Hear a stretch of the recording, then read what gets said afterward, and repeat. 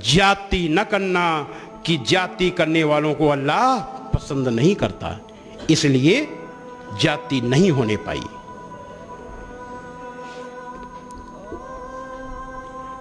आप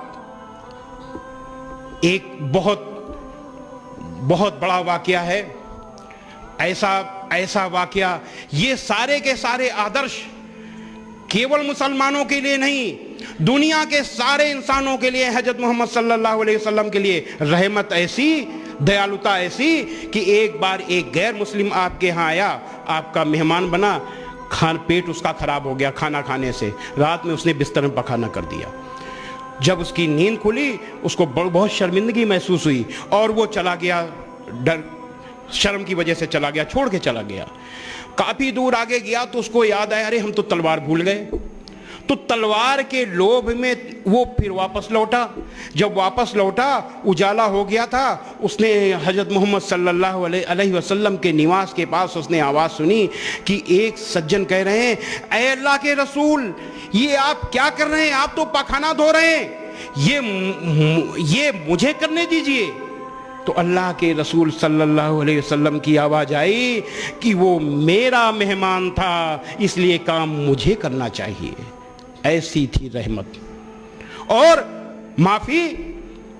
माफी का उदाहरण देते हैं और उसके बाद जरा हम लोग अपने से तुलना करें कि हम कैसे हैं।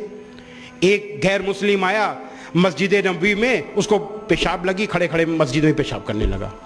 मुसलमानों की नजर पड़ी, मारने के लिए दौड़े, आपकी नजर पड़ गई, आपने कहा खबरदार, उसको मारना नहीं। मुसलमान इस दुनिया में लोगों के लिए दुश्वारियां पैदा करने के लिए नहीं आया, रहमत के लिए आया है। उसे माफ कर दो और जाओ एक डोल पानी लाओ और उसमें डाल दो, उसको माफ कर दो। लेकिन यही आज हम क्या करते हैं, होली में कोई रंग डाल दे और फिर देखो क्या होता है। तो ये आखिर हम क्यों नहीं उन आदर्शों को स्वीकार करते, हम क्यों उन आदर्शों को नहीं मानते जो दिल जीतने वाले हैं। लो, हजरत मोहम्मद सल्लल्लाहु अलैहि वसल्लम ने दिल जीता था। इस्लाम दुनिया का सबसे तेजी से फैलने वाला मजहब इसलिए बना कि दिल जीतने वाला मजहब था, और वो दिल जीतने वाली चीज आज गायब हो चुकी। क्यों? क्योंकि दुनिया के मुसलमान कुरान, हदीस और हजरत मोहम्मद सल्लल्लाहु अलैहि वसल्लम के दिखाए रास्ते से हट चुके हैं। इसीलिए अल्लाह की मेहरबानी, इसीलिए अल्लाह की कृपा भी हट गई है। एक अभी हमने बताया, भलाई और बुराई बराबर नहीं हो सकती।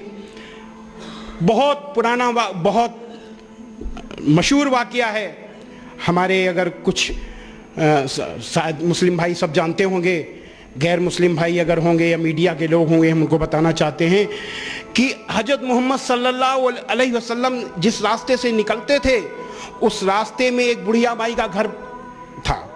वो गैर मुस्लिम थी, वो बहुत चिढ़ती थी आपसे, वो रोज कूड़ा डाल देती थी ऊपर से आपके ऊपर। एक दिन कूड़ा नहीं पड़ा, 2 दिन नहीं पड़ा, 3 दिन नहीं पड़ा। आपने सोचा बुढ़िया माई कहीं बीमार तो नहीं हो गई, तो आप बड़े संकोच में, बहुत संकोच में आप सीढ़ी चढ़ करके ऊपर गए। आपने आवाज दी, माई माई। बुढ़िया माई ने कहा कौन? आपने कहा मैं। ओ बुढ़िया माई सुनते ही बहुत तेजी से नाराज हुई, अरे मोहम्मद कैसे आए? आपने कहा माई, बहुत नम्रता से, माई आपने 3 दिन से मेरे ऊपर कूड़ा नहीं फेंका, मैंने सोचा कहीं आप बीमार तो नहीं हो गई। इतना सुनना था कि बुढ़िया माई फूट फूट कर रोने लगी, कहने लगी, अरे मोहम्मद मैं कितनी बुरी हूं, आप कितने अच्छे हो, मैं आपके ऊपर कूड़ा फेंकती थी और आप मेरा हाल लेने आए हो। और ये कहते कहते अंतिम समय आपकी अनुयायी बन गई। भलाई और बुराई बराबर नहीं हो सकती, तो लोगों की सख्त बातों का ऐसे तरीके से जवाब दो जो बहुत अच्छा हो। ऐसा करने से तुम देखोगे कि जिसमें और तुम में पहले दुश्मनी थी, अब वो तुम्हारा गहरा दोस्त है। हजरत मोहम्मद सल्लल्लाहु अलैहि वसल्लम ने ऐसे दोस्त बनाया।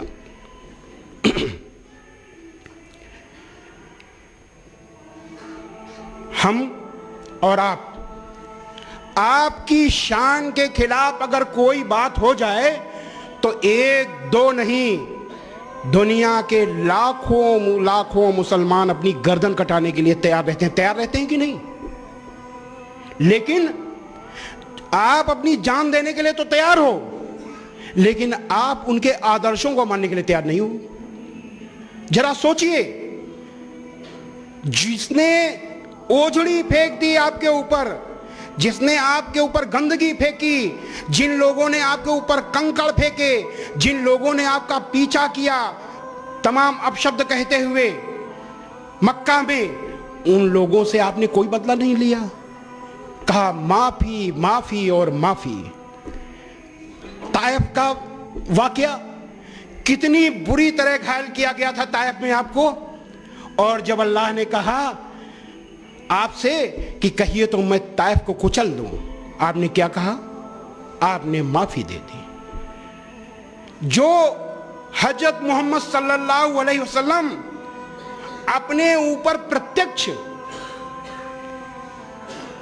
अपमान और अत्याचार करने वाले को केवल माफ कर रहे हैं, उनके अनुयायी दूसरों को माफ क्यों नहीं कर रहे?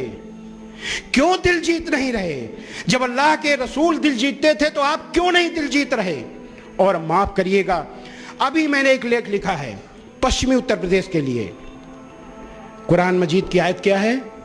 अल्लाह का हुक्म है कि ए मोहम्मद, मोमिनों से कह दो कि अपने निगाहें नीची रखा करें और अपने शर्मगाहों की हिफाजत करें। किसी भी महिला को छेड़ना तो दूर, उसको गलत नजर से देखना, गलत नजर से सोचने तक की मनाही है इस अल्लाह की, अल्लाह का हुक्म है। लेकिन और आगे क्या आयत है? दूसरी अगली आयत क्या है कि ए मोमिनो, इंसाफ पर कायम रहो और खुदा के लिए इंसाफ की गवाही दो, चाहे इसमें तुम्हारा या तुम्हारे माँ बाप का या तुम्हारे रिश्तेदारों का नुकसान ही क्यों ना हो। लेकिन हम क्या करते हैं? जो व्यक्ति, हम और आप, जो अल्लाह के हुक्म को नहीं मानता, जो अल्लाह के हुक्म के खिलाफ जा रहा है, वो नाम का मुसलमान है। अल्लाह की नज़र में, इस्लाम की नज़र में मुसलमान नहीं है वो केवल उसका नाम है मुसलमान का। लेकिन आज क्या है कि उस मुसलमान को जो अल्लाह के हुक्म के खिलाफ जा रहा है, उसकी हम तरफदारी करते हैं। क्या हम इस्लाम को नुकसान नहीं पहुंचा रहे? क्या हम दीन को बदनाम नहीं कर रहे? कोई बोलने के लिए तैयार नहीं इस पर। मुझे इतनी बेचैनी है कि मैं क्या कहूं। कोई इस पर बोलने के लिए तैयार है, मैं खुल के नहीं कह सकता।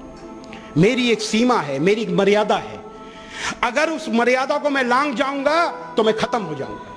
मैं उस मर्यादा को लांघना नहीं चाहता। लेकिन अंदर ही अंदर मुझे इतनी बेचैनी हो रही है कि दुनिया के सबसे बड़े सिद्धांत को, दुनिया के सबसे बड़े दीन को कुछ लोग नासमझी की वजह से ऐसे पेश कर रहे हैं।